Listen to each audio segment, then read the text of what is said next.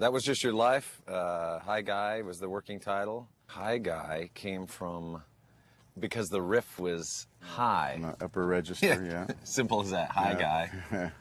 What do we name this riff? That's the High Guy, right? Okay, it's the High Guy riff. Yeah, that turned into That Was Just Your Life. It had a few kind of other semi-titles to it, but... Lars always uses the reference, that guy over there, you know, guy this, guy that, you know, the high guy.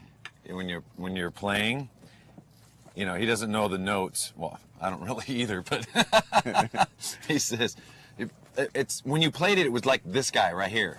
Like, oh, okay. Yeah. It's like, no, it was more like up here. Oh, this guy, all right. Yeah. So, this was High Guy, and That Was Just Your Life. Almost Like Your Life was the other title. This was, as far as the vocal style on this was probably the fastest and most difficult to spit out of any of the songs. For sure on this record, but probably any song we've ever written. Probably the fastest singing, I must say. Yeah, it's up there. Like a siren in your head to repeat.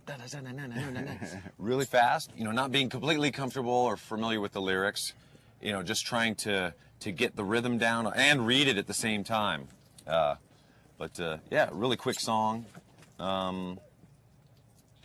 I guess from way back it seemed like that was going to be the opening track. It had that vibe, especially when we added the intro, you know, going back to some of the earlier albums, you know, Puppets and Ride the Lightning had, you know, the beginning of the album, you were setting a tone with a creepy intro or a big grand intro. So this had a little more of a kind of an eerie intro that really fit with this. And the riff, actually, I remember you brought that in to the High Guy riff, the main riff. You had brought that in. Oh yeah. From Was it like in a something that he brought in a special Tupperware? box? No. Tupperware, kept it fresh. Exactly. I think you brought it in for you used to get some of your ideas and record them on was it your cell phone? Yeah. Something, and you'd be like listening to his cell phone. What's he doing? Oh yeah, riff. I got this riff.